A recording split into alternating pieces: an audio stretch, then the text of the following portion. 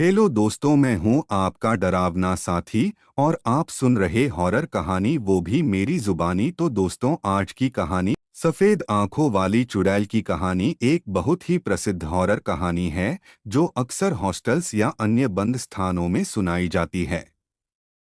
यह कहानी आमतौर पर युवाओं के बीच डर फैलाने के लिए कही जाती है।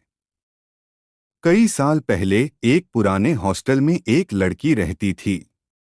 वह बहुत ही शांत और अकेली रहती थी और दूसरों से ज्यादा बात नहीं करती थी। उसे पढ़ाई में गहरी दिलचस्पी थी, लेकिन उसके सहपाठी उसे अजीब समझते थे। एक दिन उस लड़की के साथ हॉस्टल में एक भयानक घटना घटी। किसी अज्ञात कारण से उसकी मौत हो गई और लोगों का कहना था कि उसकी मौत बेहद दर्दनाक और रहस्यमय हालातों में हुई थी। हॉस्टल के लोग कहते थे कि उसके अंतिम क्षणों में उसकी आंखें सफ़ेद हो गई थीं, जैसे उसकी आत्मा निकल चुकी हो। उस दिन के बाद से उस हॉस्टल में एक अजीब सी डरावनी भावना महसूस होने लगी। रात के अंधेरे में लोग दावा करते हैं कि उन्होंने सफ़ेद आंखों वाली लड़की को हॉस्टल के गलियारों में चलते देखा है। वह किसी को नुकसान नहीं पहुंचाती, लेकिन उसकी मौजूदगी से ही लोगों के रोंगटे खड़े हो जाते हैं।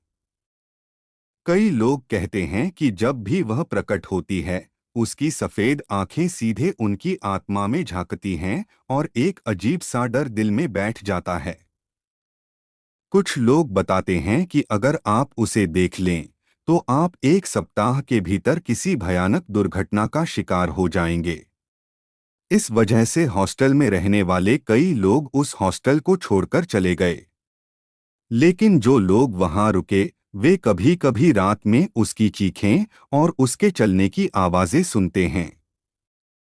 कहानी सुनने वालों के बीच यह डर फैलाने के लिए अक्सर बताया जाता है कि आज भी उस हॉस्टल में सफ़ेद आंखों वाली चुड़ैल का साया मंडराता है और वह उन लोगों की तलाश में रहती है जो उसकी मौत के रहस्य को उजागर कर सकें।